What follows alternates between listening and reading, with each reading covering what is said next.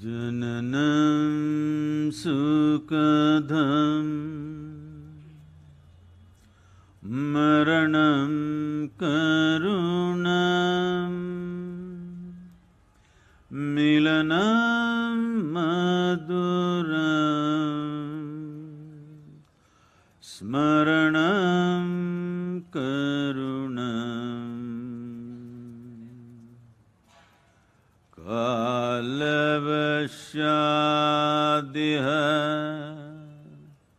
sakalam karunam samayadipate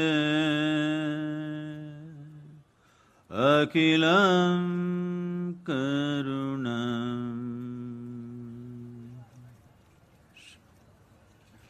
Namaskaram to everyone.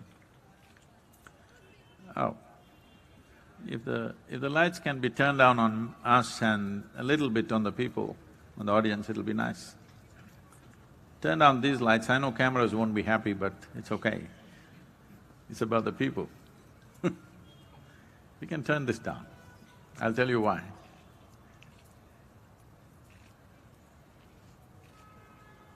It should feel like we are sitting in firelight, just minimal lighting. Namaskaram to everyone. And all the little children. I must confess to you, the children, I was a good storyteller, but due to horribly logically imprisoned adults that I've been talking to for last 30+ years, I kind of gave up my storytelling and started speaking with surgical precision. They seem to like it, but they don't know what they're missing because they lack the limitations of logic so much. A story or storytelling or experiencing a story is actually like in modern terminology, it's like virtual reality. Today there is virtual reality technologies, people wear all kinds of goggles and sounds, headphones, and they go through a whole experience. We came up with a way to create this experience for people for thousands of years. In this, the important factor is it must be evening, which it is. There must be little chill in the air so that people huddle up close together, which you are. And there must be fire, which we have. Let me see if we can fire. So why this fire, this whole atmosphere, a little excessive moisture in the air, why all these things are needed to tell a story? Well, today, see again I'm falling back to logical expressions. Today we know that just above the fire, you're supposed to be not looking at me, just above the fire, that's where your vision should be focused. And because of the radiation that is caused by the fire, and if a voice is well modulated enough to create the right kind of sound and reverberation, together they will change the atmosphere by changing the molecular structure of the air around us. Today there is science to it. But we went by human experience because today we understand science as realities told to us by different instruments. But in my experience, for me, the only instrument I trust is this human mechanism. What this says is absolute for me, and it's never gone wrong till now. I know it will never go wrong because suddenly it will not shoot up into the air. When it's time, it'll go down into the earth. I know it's on the right trajectory. So, If you keep your focus unwavering just above the fire,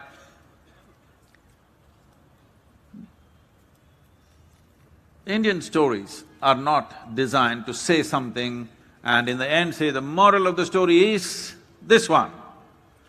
This is not a moralistic nation.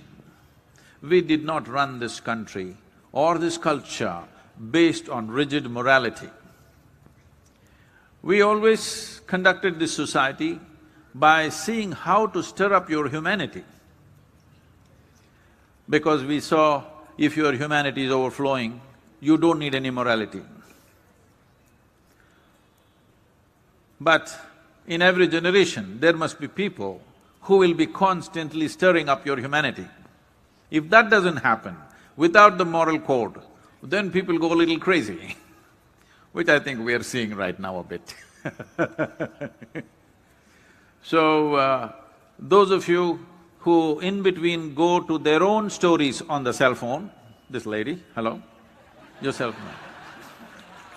No, you're not supposed to go to your own story, you're supposed to be staring a few inches above the fire and allow the transformation that happens around you to impact you. Because a story is a virtual reality that you experience. A story is not a bunch of facts and in the end one stupid moral, the moral of the story is this. This is not that kind of storytelling. This is that kind of storytelling which naturally gets you into a place where there is suspension of disbelief. That is, what you believe and disbelieve gets mixed up, what is logical and magical gets mixed up. The idea of a story is that you are not trapped in your logic, your life touches some magic.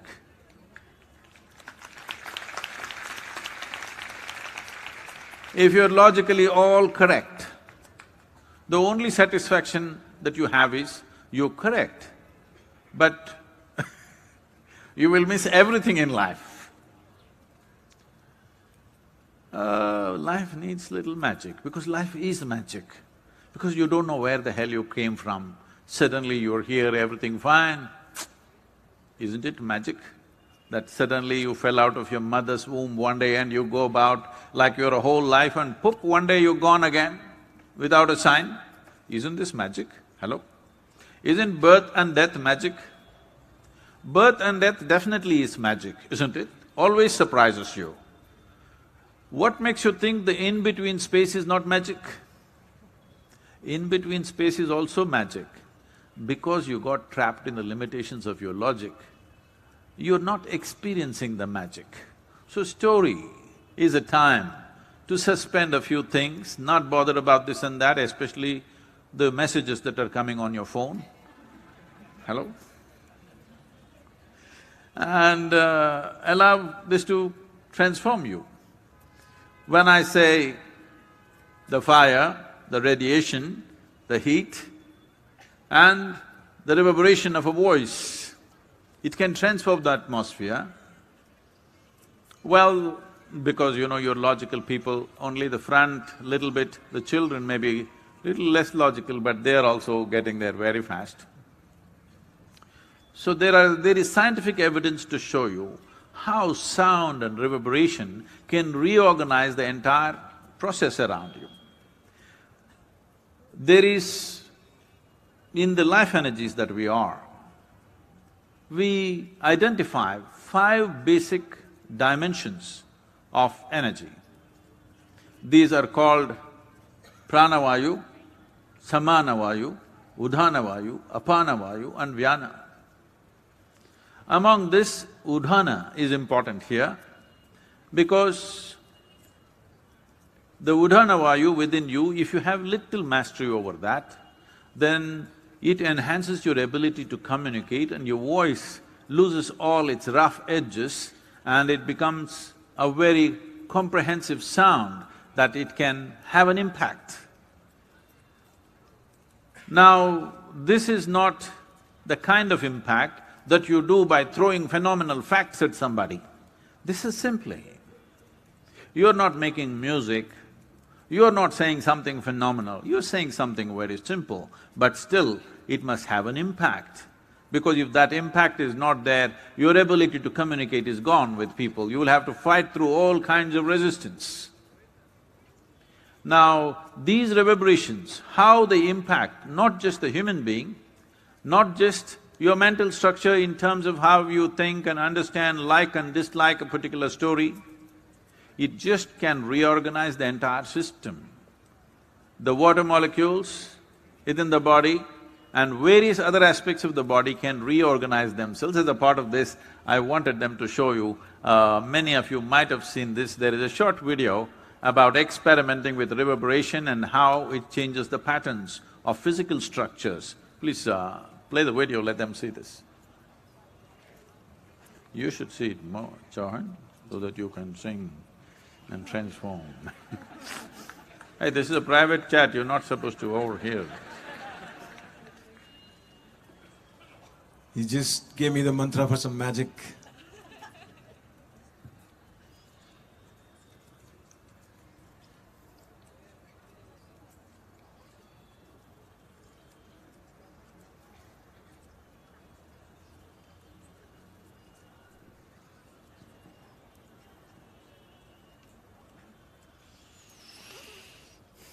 Is it happening or not?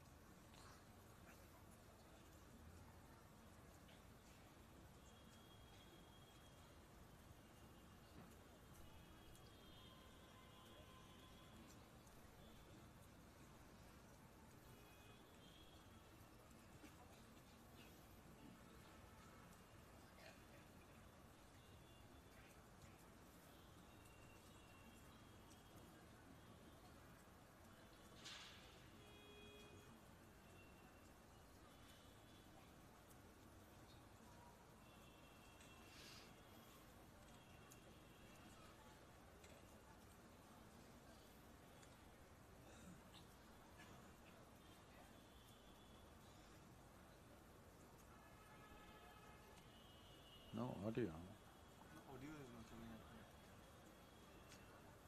Have they seen 2-3 patterns? That's enough. Have they? Okay. So, the story is not about the content of the story. All of you, if you can… Not so much light, okay?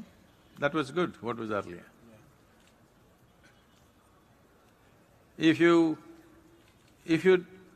This is an important thing about story. That is, without blinking your eyes, you must be staring just a few inches above the fire and simply listen. And whenever I ask you a question or something else, you don't have to answer yes, no, this, that, you just have to say, Hello?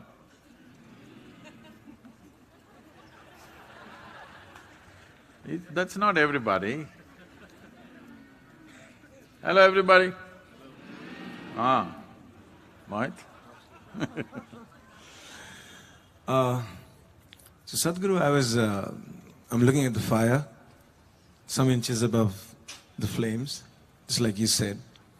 And my mind goes back to in my head, and I wonder how you were as a kid, what season was the best season to listen to stories at home, and what kind of a kid were you? I would love the kids to know. Oh, no, you wouldn't want to know.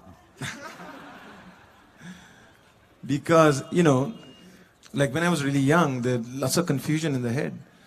So how was it for you when you were growing up, listening to the stories during different seasons? Just tell us something about that. Oh. I did not have any confusion. It's just that I didn't know a damn thing. And I realized that I don't know a damn thing. So confusion means you thought you knew something and then something else came up, so you got a little confused. I had no such situations because I just did not know a thing. I realized I don't know a thing.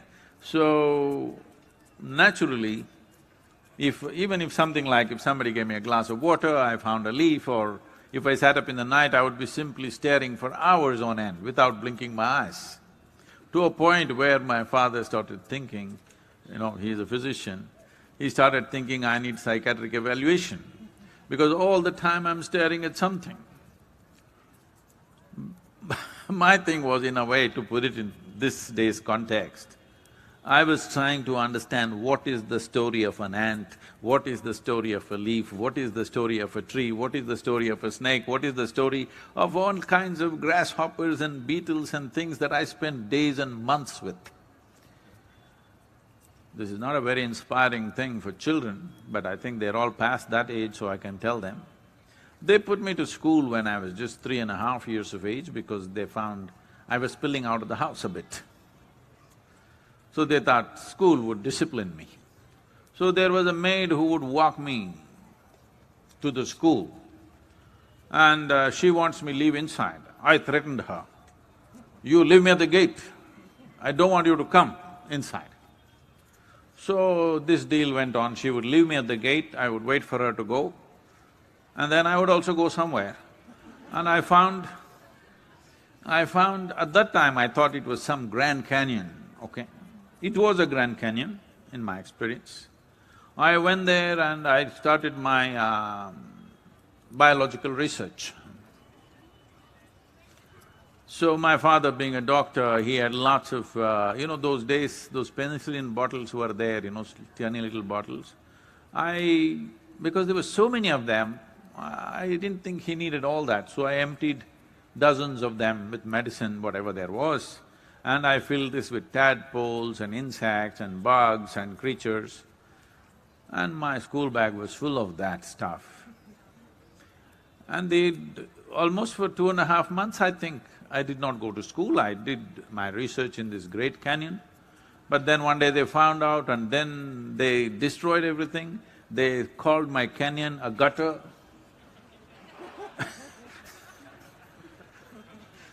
And they threw out all my biological species that I had gathered. I don't know if some of them have become extinct, maybe I could have saved them.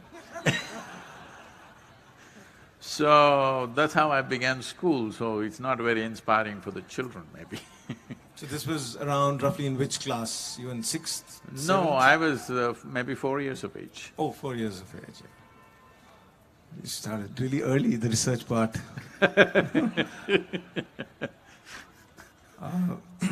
When I was growing up and, in the hills behind my house, there was this big patch of green and a little bit of forest. So there was a whole lot of curiosity about the snails, about any little thing, rushing by, water, sound, and… But one of the things was I used to come home from school and raid my refrigerator or the pantry in the kitchen for some cream of the milk that was boiled in the house. That used to be my first target when I used to come back. And do you have any favorite sort of incident that you would like to tell folks over here? Something… I've heard you traveled on the river for a long time. For many… That was much later. Okay. Now you're talking about childhood. Yes. So,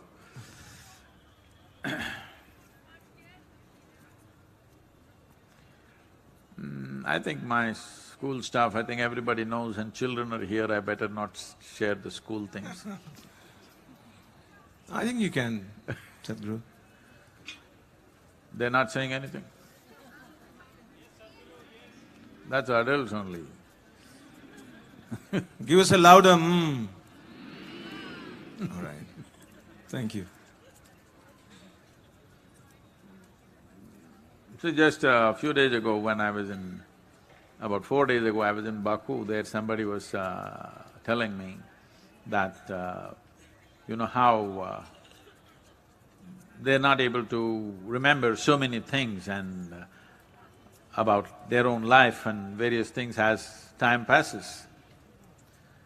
So I was telling them, the important thing about this is, I actually spoke about this when I was in San Francisco for a group of people. that the reason why people have memory issues is they try to understand the world and their life in terms of words and meanings, which is unnatural. I never tried to understand anything in my life. I just drank up the world like a big video that I can replay it whenever I want. Almost anything, I don't remember incidents piece by piece. Some things I remember, some things I don't remember. If I get back, the whole thing just plays on with the most minor details. It's like, I traveled this part of Himalayas, the Char Dham thing, from the age of 19, 27 years, every year I trekked in that area. So the first part of it, going in a bus, I always sat on top of the bus. Always on the top of the bus. These buses were called Bhuk Hartal buses, because he will leave at 4:30 in the morning from Haridwar, and to reach Badrinath, he will reach before the sunset, he has to cross the gate. So he won't stop for lunch, nothing, he will just be gobbling his chapatis and driving smoking and his chapatis and everything. Right there he will get down and do his toilet stuff and he'll get back, but he won't give us any time for anything. So I would just buy a basket of apples and just eat apples all the way along. Because anyway, those days when we came to North India, by the time we crossed Vijayawada, that was the best last meal we would have, the train.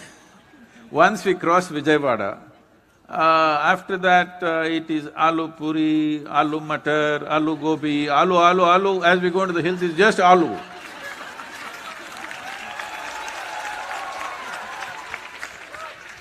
So by the time I come to Haridwar, I'm almost done with aloo. So I'm just eating apples all the way. So I would always sit on top of the bus because I don't want to miss anything. And later on when I started driving on these roads, now I think the traffic has increased. Even then there were lots of landslides and things. These are not things to share with the children, but I always drove on the Himalayan roads. I think, I used to touch like 130, 140 kilometers on the Himalayan roads. People would think, crazy, how do you know, Sadhguru, you will go off the road somewhere? I said, I've been so many years, it's almost like a reverse video in my mind. I'm just playing it, I know where everything is, because I don't try to remember anything. People are trying to remember something, that's a big problem. The important thing is, your attention is absolute. If that is so, then you don't have to try to remember anything because the video is being captured anyway. So, when it comes to stories, you asked which season stories happen. For me, it's always summer season, because my mother told stories in a very brief way. Rajkumari was born, this happened, this happened, this happened. In 6-7 minutes, the story is over. But if I went to my ancestral home, my grandmother was there. We normally stayed 35 to 40 days in summer. We were, all cousin brothers, sisters, about 36 of us traveled from various parts of the country and came there for the vacation. So it's a large household. If she started telling that story, it's like this. A Rajkumari was combing her hair. It started from here. As this goes down, many things happen along the way. You have to suspend your sense of time and logic and everything. By the time her comb is coming here, 40 days are over. Where then we ask, what happened, what happened? She says, come next year.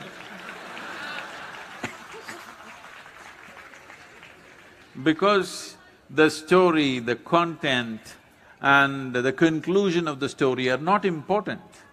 It is just a certain communication and an engagement and a certain training of your own faculties by listening so absolutely that above all, This world opens to every human being only to the extent their attention can penetrate.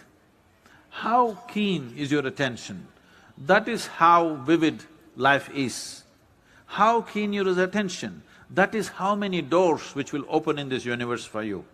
So story is that possibility where it captures the attention in such a way, it doesn't matter what is the content of the story, who are the people in the story, it is true, this is all the Western nonsense has gotten into us. Is it a true story?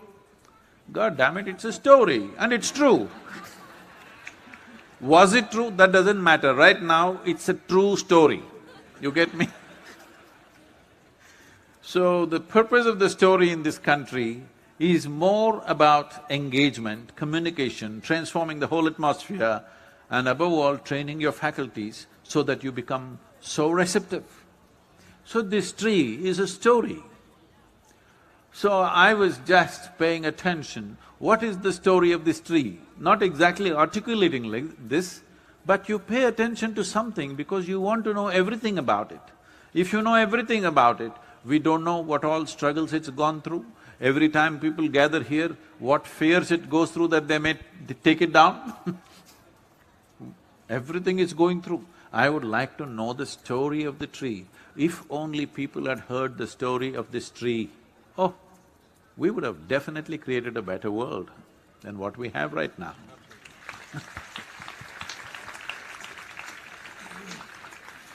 Sadhguru, when you say paying attention, like for example, kids when they study or anything… No. Textbook is not something that you can pay attention to. I will tell you about my textbook experience.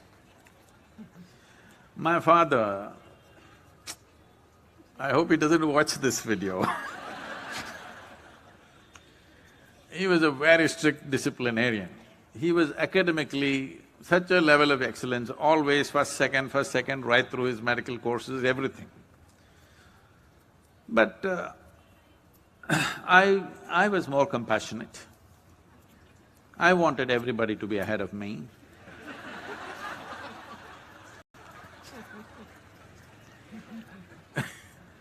So, all my test papers, I always… very consistently, I got only 6 zeros. I remember this so well that I hope we're still torturing the children with that monthly report card. Are we? Still? Even if the dinosaurs evolve, the schools don't evolve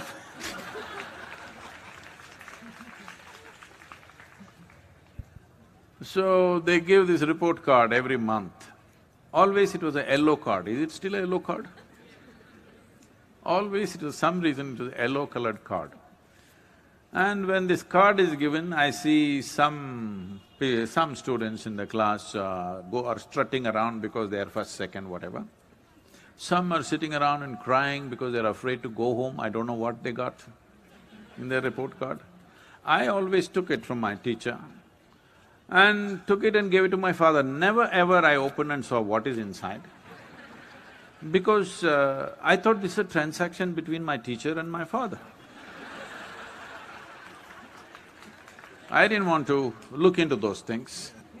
But for all my school life, I did not write a single alphabet in my test paper, because somewhere it was against my aesthetic that somebody is going to test me and tell me how I am doing. I didn't like it.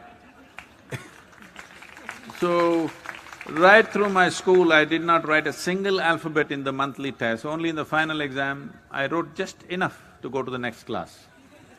Always went to the next class, never got retained. But this is how it was. Why I am saying this to you is, every time my father saw this, he opened it and saw, and he would blow up like a volcano. And he would go through 2-3 days of turmoil, seeing this yellow paper. And after 3 days, my teacher is asking, where is your marks card, bring it back. Because the zeros were consistent, the numbers I never varied, I was consistent. But I think every time they wrote nastier and nastier comments, which made my father go up. 2-3 days he's in a volcano state, and then the teachers are asking, "Where is the marks card, bring it back." My father says, "I won't sign it, I am ashamed, I will not sign this paper." I said, "Okay." They say, "Then you must bring your father." He says, "I will not come to the school, I am ashamed to come there." I just didn't understand what this whole drama was, because I was just trying to figure what the hell is this life about. I was just trying to understand the ant that crawls, the leaf that comes, the flower that blossoms, the clouds that move, that moon that becomes small, big, all kinds of things. And my own chest, breathing and food that I eat, I'm just engrossed by everything in the universe, but nobody is giving me any marks for that. I did not expect that, but I'm saying my story was just to find out what is the story of this life? What is the story that's going on here?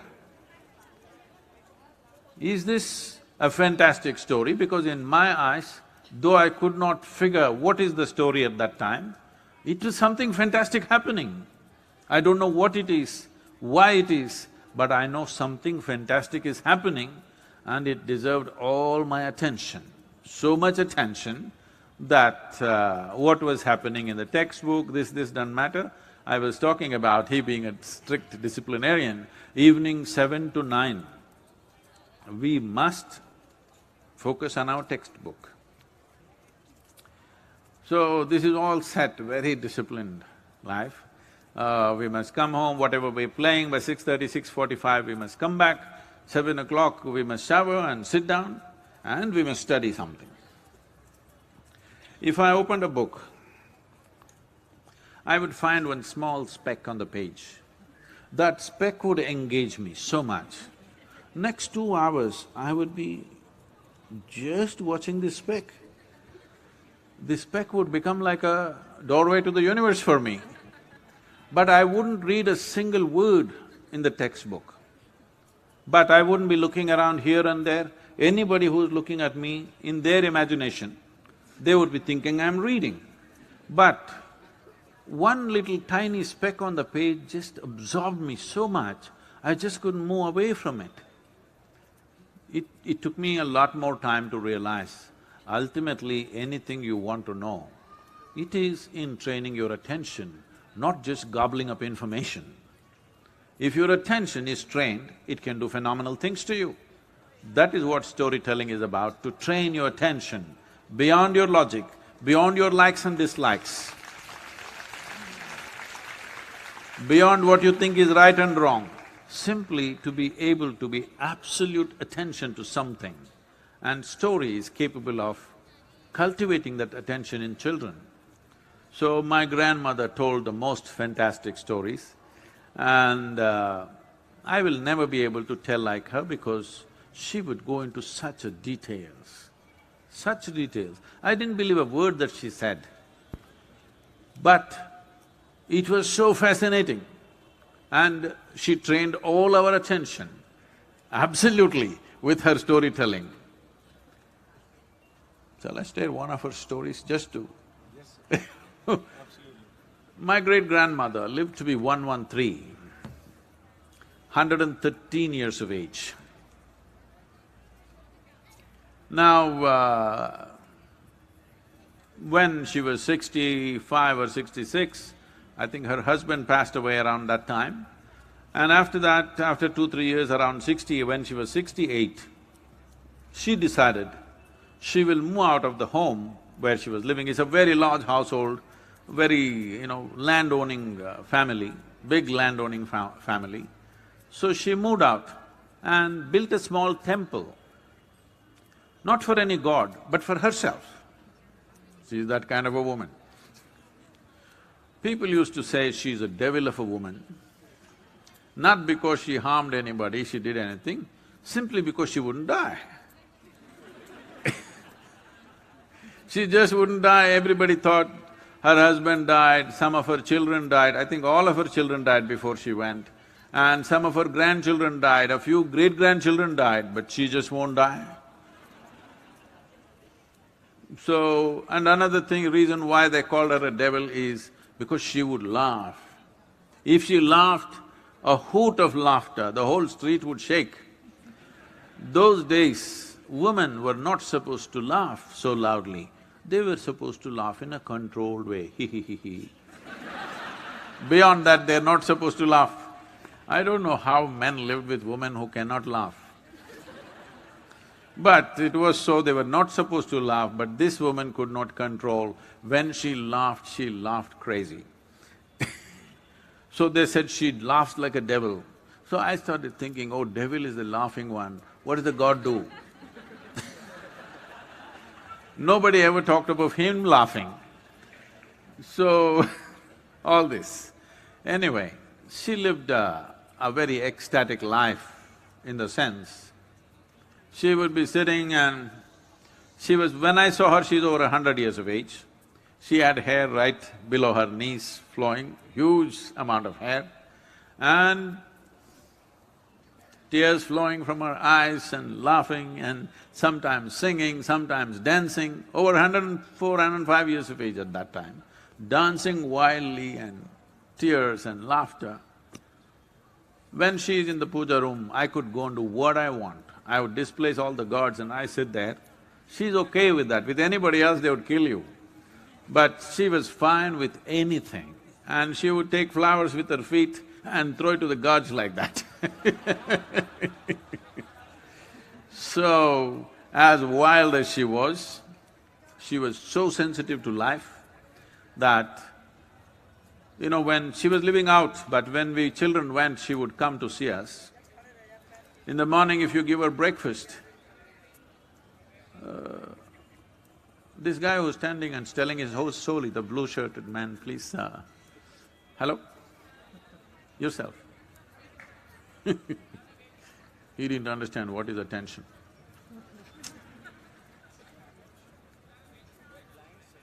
No, not him. Oh, I'm so sorry. I'm so sorry. Please, somebody take care of them.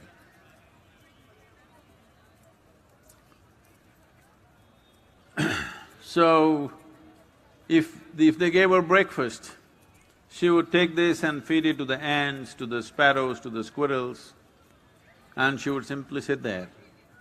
Certain people who had assumed that they are her self-appointed advisors, they would come and tell her, you old woman, you don't eat anything, you will die one day like this, without eating. They all died. She lived on. And sometimes I asked her, she would sit there with tears flowing, looking at the ants. I thought, why is she so emotional about the ants? I was like maybe 5, 6 years of age.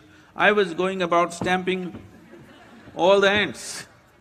I thought they were a good game to stamp. But she would be having tears feeding the ants. I thought she's very emotional about these ants, but never she stopped me from doing my job of stamping the ants. But she would be watching the ants and tears flowing out. Then one day I asked her, why are you so emotional about these ants? What is your problem? She laughed and she said, one day you will know. It took me over 20 years to realize what she said. For me to experience what it is to be knowing life beyond the limitations of your own physicality and your psychological structure, to know life as it is happening right now. That this is a living cosmos. Either you are a part of it or you live here, you versus cosmos. You versus cosmos is a stupid competition to get into. Hello? You versus cosmos is an absolutely idiotic competition to get into. But this is how it is. If you are committed to your identity of being an individual, unknowingly you have become you versus the cosmos. You're talking about one's insecurities, anxieties, sufferings, all this is just this. You are you versus cosmos, you have to suffer, how else?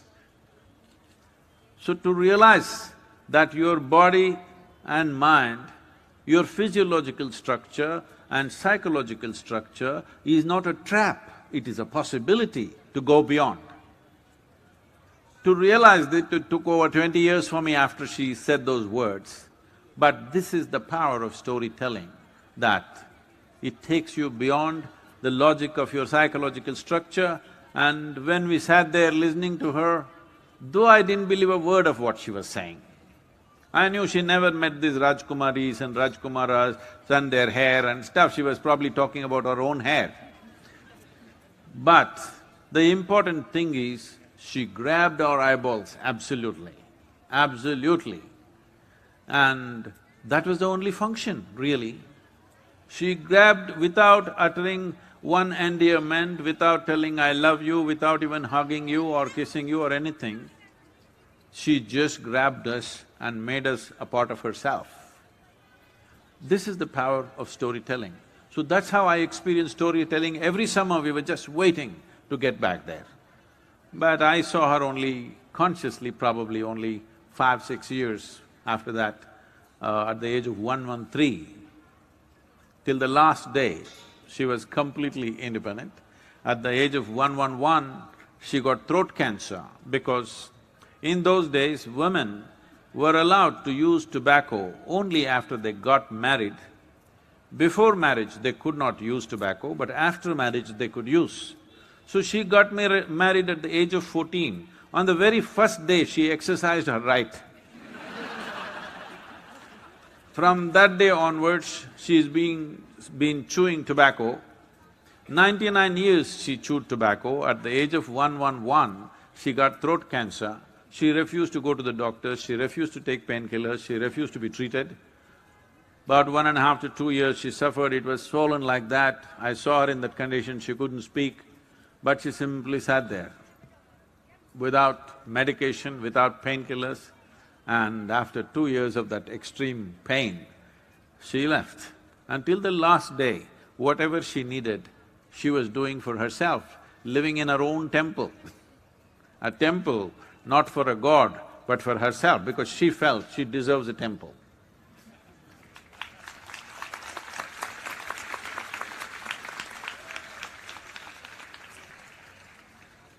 See, I have a crazy genealogy, you know that now.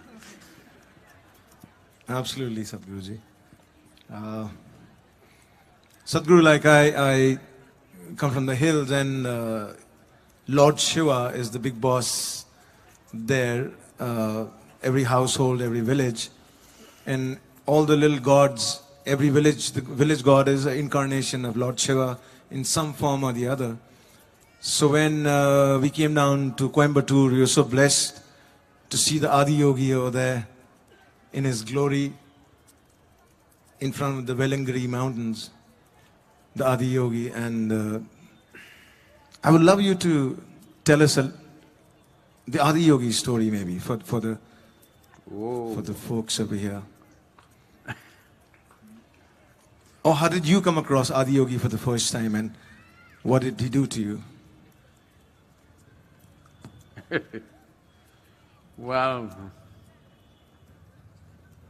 now with a big Adi Yogi face and many things I have done, people think I am a devotee of Shiva.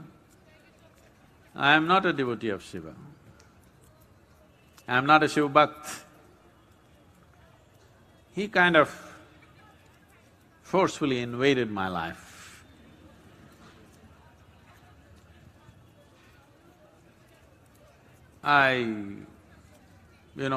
At the age of 25, when an overwhelming experience happened to me on the Chamandi Hill, after that, in the next 2 months, I noticed that a certain sound was coming out of me, often. Initially, I thought for some reason my breath is rasping. Even now, in United States, when I'm initiating people, when I say Shambho, I don't say it like this, when I say shh. People say, Sadhguru, when you whistle, our energies go crazy. Why are you whistling like that? I said, it's not a whistle, I'm saying shh. So this sound started happening from within me like a rasp. I did not know what it is. All my life I had never uttered such words. I grew up as a confirmed atheist. very involved in the left movements of those days. This sound just coming out of me like this, I thought my breath, something crazy going on. But after some time it started coming out more distinctly. So it's not by choice I started saying these things and doing what I'm doing. I'm just a slave.